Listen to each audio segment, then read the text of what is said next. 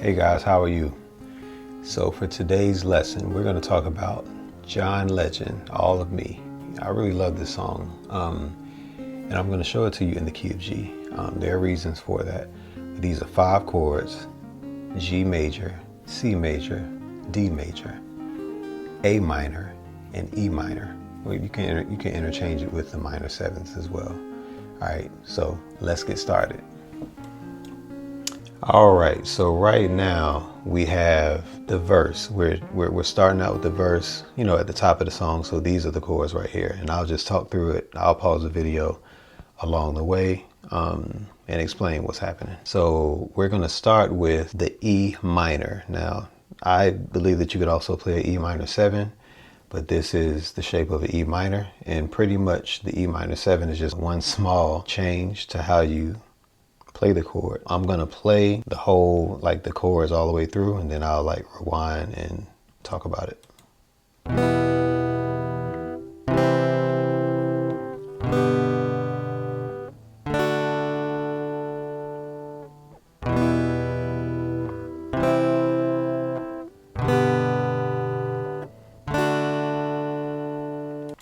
All right, so right here you see where the chord progression is E minor. Let's go through a C major. That is a G major. And that is a D major. Okay, I'll briefly talk about how you position your fingers. So right here I have the middle finger as well as the ring finger in the 2nd fret on the A and D string. And right here I have the C major chord. The way you play that is the ring finger is on the 3rd fret of your A string, middle finger is 2nd fret of your D string, index finger is on the 1st fret of the B string.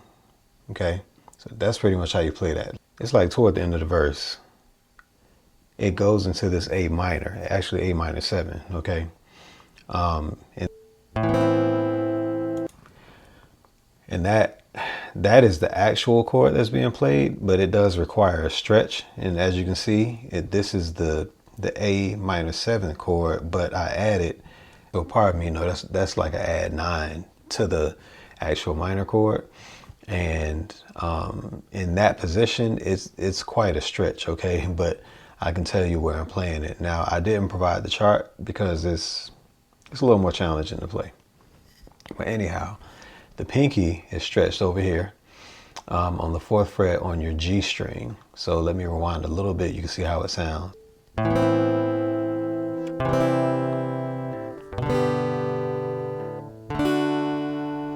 All right, so that progression was a A minor, C major, G major, D major. Now I think we're going into the chorus.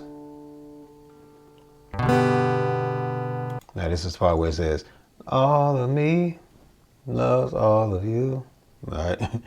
So it starts out with the G major to the E minor to the C major to the D major.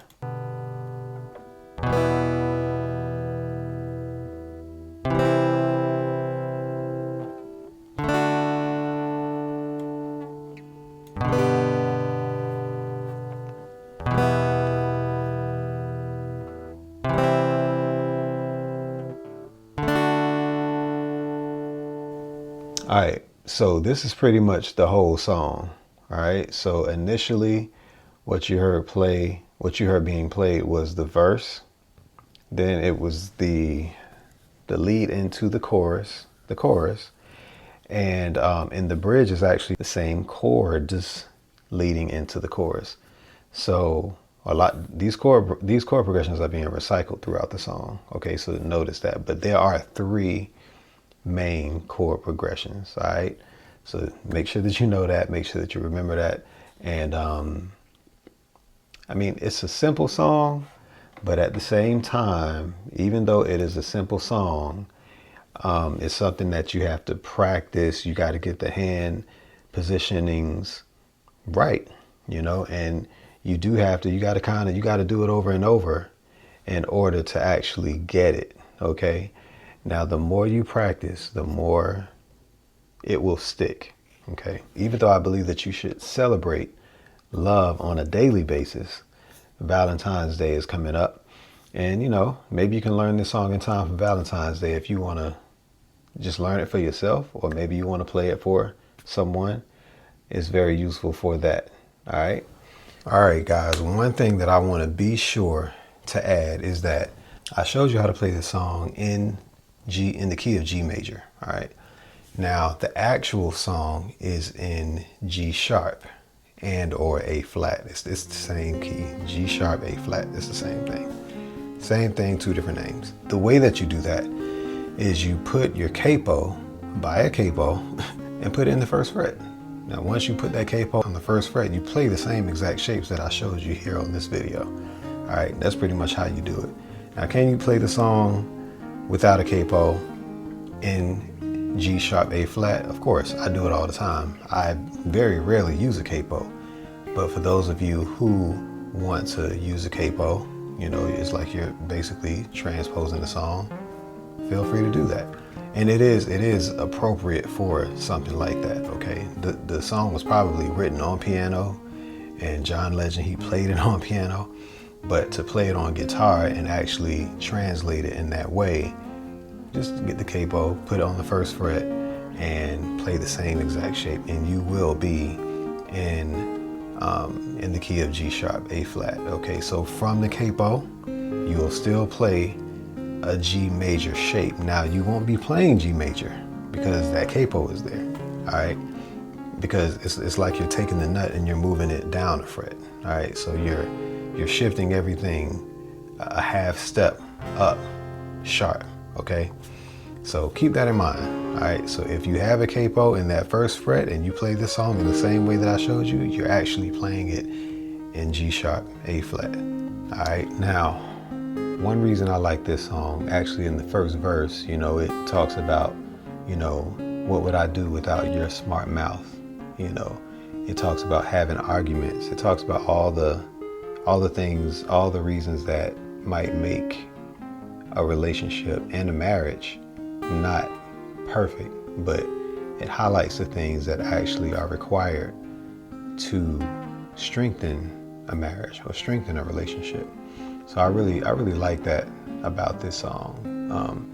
These elements are highlighted, and John Legend, he talks about how not that he enjoys it, but those imperfections, he actually appreciates it. And I think that in a marriage, it's important that you recognize the imperfect things about your spouse or your companion, and that you are equipped with the strengths to actually nourish and nurture those imperfections if it's needed, okay? And the person whom you love may actually not like those things about themselves, but you actually find a little bit of joy in being able to, nourish them, if you will. All right. Now for the chorus, it talks about, for the chorus it says, all of me loves all of you, all your curves and all your edges, all your perfect imperfections.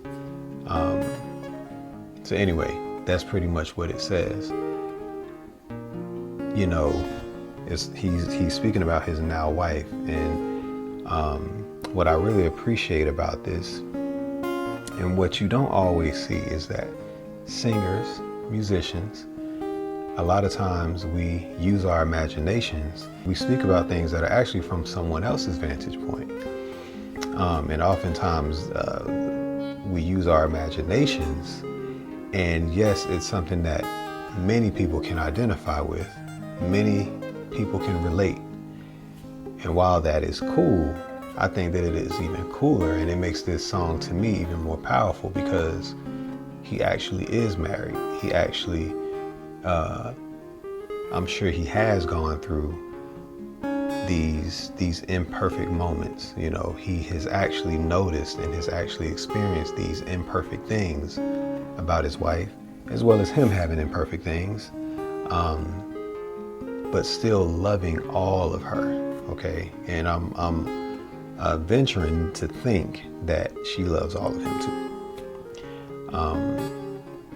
So love is not just about all the good things. It's actually taking all the things that don't look good and making it into what you want it to look like.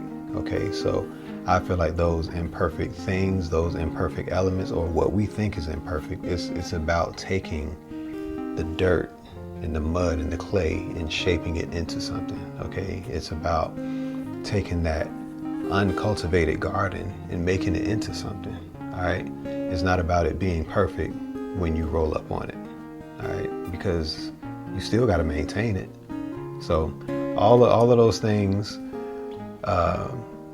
is what I really love about the song and how it's written, and the repetition and the simplicity of the song. So yes, I hope that you enjoyed this lesson. I hope that the chords were straightforward. If you're finding it hard to actually reach the chords, just practice. Keep practicing. The more you practice, the easier it'll get. Sometimes the first time that you play a chord is quite uncomfortable, and that's kind of like, for any guitar player, a lot of times the chords that we play for the first time is uncomfortable. It's still that way for me if it's something that I've never played before.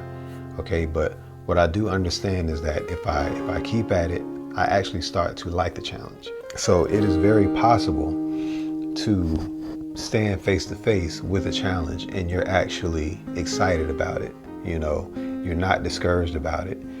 You know what process to go through to actually overcome it.